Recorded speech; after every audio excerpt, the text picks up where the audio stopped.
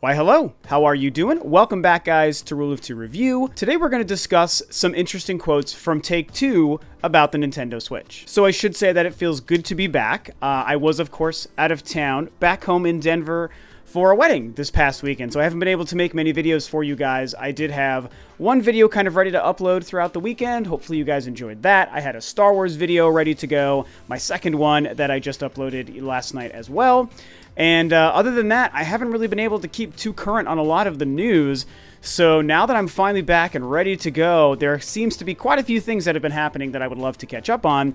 This is the first story that I wanted to jump on really quickly and sort of discuss and throw my 2 cents into the ring about, because it's very relevant, very topical to a lot of things that have been happening regarding Nintendo and the third-party situation over the last few weeks. What we're talking about is a quote from Take-Two Interactive and the CEO, whose name is Strauss Zelnick, or Zelnick? I think it's Zelnick. Sorry, small print on my computer. So Strauss Zelnick is the fellow who recently had some very positive quotes about the Nintendo Switch that seems to be very different than a lot of the things we've been hearing and a lot of the actions we've been seeing from a lot of other companies about the Switch. So the reason Take-Two was even talking about the Switch is, as a lot of us know, around a month ago they announced, kind of out of nowhere, and to many people's very much surprise and happiness, that they were going to be bringing the newest WWE game, WWE 2K18, to the Nintendo Switch, and it's going to be a day-and-date release. It's going to be fully feature complete.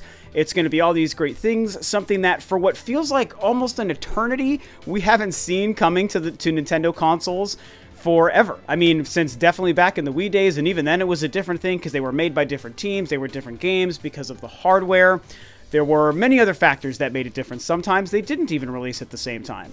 But now we live in an era, thanks to the Switch and the popularity and success of it and the promise of the future, where we're starting to see a few things happen like that. I mean, heck, they even already have NBA 2K on the way, and that, of course, we know, day and date, feature complete, also featuring the special limited gold edition. There's like a couple of different, really expensive versions of that game available for all consoles, including the Switch, and we have never seen that. To my knowledge, this might be the first third-party game to do this day and date on a Nintendo console. So this is great to see, a third-party company that seems to have really positive perspective on the Switch, but we haven't really got any insight from them until this recent quote a couple of days ago from Mr. Strauss. And that's what I wanted to quickly read to you and then talk about how this perspective and this sort of angle to the Switch fits into the larger thing happening with the Switch and third parties in the industry. So a few days ago, with the announcement of NBA 2K and WWE 2K and what might be happening in the future, this is what he had to say. With Switch, we were excited 6 months ago and supportive. We're excited now. We have NBA 2K and WWE 2K coming for the Switch. The sales have been great. We expect sales to continue to be great. We're very optimistic around the platform. We're very supportive of Nintendo. So this last part's a little bit weird, I think because of the punctuation that doesn't belong there. He goes on to say, so the only thing that's changed in the last 6 months is our initial belief has been reinforced by the early, very strong results. So there you go. Some interesting stuff coming from Take-Two Interactive and from one Mr. Strauss Zelnick about the Switch. And I found this very interesting. I think quite a few of you probably found this very interesting. What I take away from this is a company that's being outwardly and vocally supportive of the Switch and understanding, I think, of the situation that Nintendo as a company and the Switch as a console is in. Something that we haven't truly yet seen from other companies and third-party developers in the industry, even ones that I've liked, even ones that I've supported. And there is a case to be made. I mean, there's some slack I think is fair to give to some folks. There is a case to be made for the fact that at the end of the day, the Switch still is very new. I mean, we just passed 6 months, I think, or 5 months. No, we just passed 5 months. Not even yet up to 6 months on the market. And a lot of us want to, I know it's so easy to just jump on everyone's case and be like, oh, it's a Switch, it's a hit right now, the Switch is great right now, it's selling out, so bring your games right now, tomorrow, make everything happen immediately. And like, even I want to do that, and I have been doing that, and there are cases of good and bad with some developers out there for sure. But I do still think that we should have seen more than what we have been seeing, and this is a great counterpoint to a lot of what's been happening. Obviously, the first comparison we all want to make is what happened last week with Capcom. Capcom, of course, announced that they are bringing Resident Evil Revelations Part 1 and 2 to the Nintendo Switch later this year, 2017. I did make a video discussing my opinions and thoughts on that, and that was a very hotly debated topic by a lot of people, because, you know, Capcom, to be fair, is in a very unique situation compared to a lot of other third-party developers, because they've been so hands-on, apparently, with Nintendo building the Switch and telling them how to make it more powerful. They've seen great success on Nintendo consoles with Monster Hunter, but they're not bringing Monster Hunter XX to the West. They're not bringing Resident Evil 7. They're not bringing Mega Man, Disney, all these other things we've all talked about. But then they announced these 2 games after Ultra Street Fighter sells so well, but they're like other ports. One of them of a last generation game, and the whole thing was weird and made people upset. And, you know, it's interesting because I am somebody who, and I said this in the video and I stand by it, overall, I see it as a positive thing because Revelations 1 is a great game, and these games were already coming to the other consoles, and they're really just including the Switch, whereas previously they were excluding them, obviously due to the strong success of Ultra Street Fighter, which they didn't see coming. And so it's like, you know, overall, it's more of a good sign than a bad sign. But there is some kind of crumminess happening there that the only thing they were prepared to do was make a last-minute change decision for the Switch about some last-gen ports, as opposed to a new game, or even porting the very current Resident Evil 7, even though it's already released a couple of months ago. It's a new current title, and that would be a greater showcase for the Switch, and probably a stronger game and stronger seller for the Switch. But Capcom's doing the weird older thing. They may still straighten out in the future, we're not sure. We got to give them time to make some stronger announcements over the next couple of months. But initially, it doesn't feel right. And it's kind of indicative of a lot of the larger problems we have seen from other companies where it's like, where is this support? Why did E3 come and go with so little third-party support? There was some. We can't overlook things like what's happening with Skyrim. Rayman, of course, is coming. Another last-gen port. Skyrim, you know, an older game. Last generation, of course. You know, Rocket League is a huge one, so some things are happening, but not enough. We see too many companies playing coy, and we're not getting some of the announcements we're expecting. Why isn't Call of Duty coming? Why isn't Battlefront 2 coming? Why isn't Destiny 2? Obviously, I think the online network is a huge part of why some of these games aren't coming, but there's obviously so much success and a huge audience that would buy into these things. A lot of us Nintendo and Switch gamers, which, reminder, I have all consoles and a PC, so I will play and support anything, but I'm a Switch gamer and a Nintendo fan first. We're all wondering what's going on, and we're feeling left out. We're feeling shunned by a lot of the companies. So let's bring this back now to Take-Two, which was the real topic of this conversation, and these quotes. Why these quotes are so good. Why are they so strong, and why do they make myself, and hopefully a lot of you guys as well, feel so good about what's happening? Well, we're seeing one of the bigger, well-known, more established developers and publishers in the industry actually say and exhibit proof that they understand what's going on, they understand the position the Switch is in, and the fact that it is being successful, and the fact that the audience on the Switch deserves to have products to play and products to buy. The keyword being buy. With money, companies, you get money if you release good games on the systems where people are playing games, which would be the Switch. I mean, look at some of the things he says there in these quotes. I mean, the sales have been great for the Switch. We expect sales to continue to be great. We're very optimistic around the platform. We're very supportive of Nintendo. Like, what's going on here? Instead, we have Capcom just, you know, turning their backs to the wind. They're finally giving us something, and I'm excited to pick the Resident Evil games up and play them again. I think that they are a good sign, hopefully, but it still feels wrong. And then we have Take-Two coming out and saying, we get it. We know what's going on. I think that what we're seeing is a company smart enough to see the bigger picture and invest in the future, and is probably trying to be one of the few companies willing to get in on the ground floor and say, yeah, we know this swell of gamers and money is about to really hit the Nintendo audience and the new hot Nintendo platform. And we want to be there. We want to be ready. We don't want to miss out like a lot of the guys did in the first 2 years of the Wii, where everyone scrambled last minute and started releasing a bunch of garbage shovelware games, which the Wii was great, but there was far more of that crap than there was of actual good games.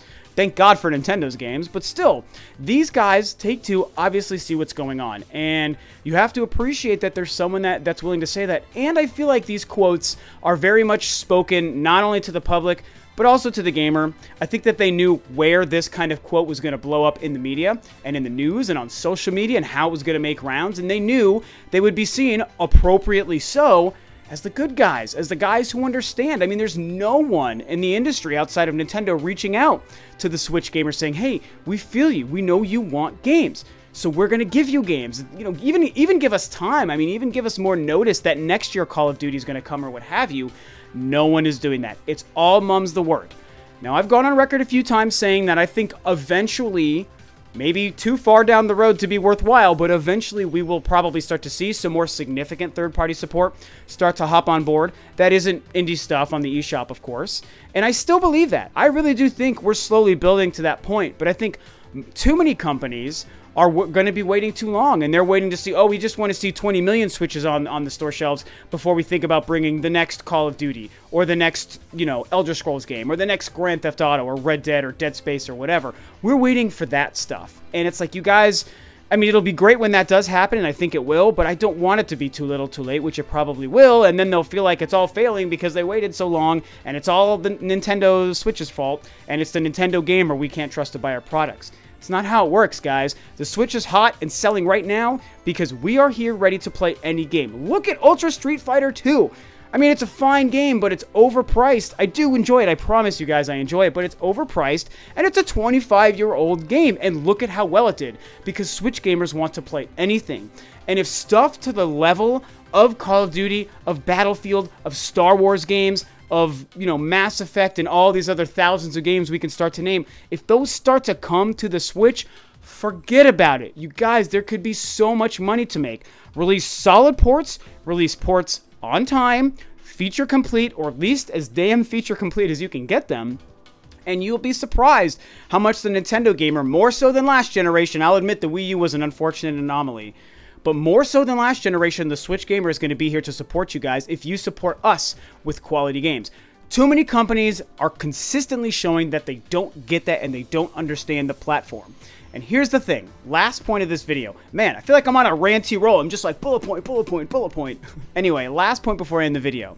To all of you third-party developers and publishers out there who are still playing coy and shy about the Switch for some ungodly reason, remember that if you embrace properly and welcome into your business model a third platform on the market, the Nintendo console that exists right now, that is a third avenue for revenue. And technically a fourth, I'm sorry, because so many companies and so many third-party developers are making games cross-platform, obviously with PC. So if you can make money on an Xbox, and you can make some money on a PlayStation, and then you can make some money on a PC, man, 3 revenue streams, that's pretty good. That's a pretty good safety net for any game you might want to publish or develop. But man, what if you throw a fourth in there? And if that fourth happens to be the damned hottest thing in gaming right now, that obviously won't last forever. But right now, we're in that zeitgeist period where that is what's happening. You add that fourth revenue stream, that's so much money. That becomes a quarter of your entire revenue stream for every game you develop.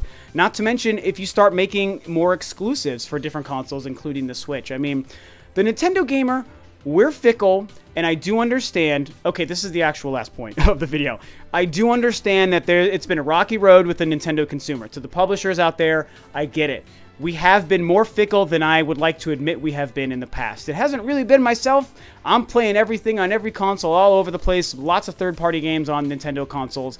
I'm all about it. But in general, it's been weird. Going back to the 64 days and the GameCube days, even though the GameCube was the last era where Nintendo had true, quantifiable, awesome third-party support.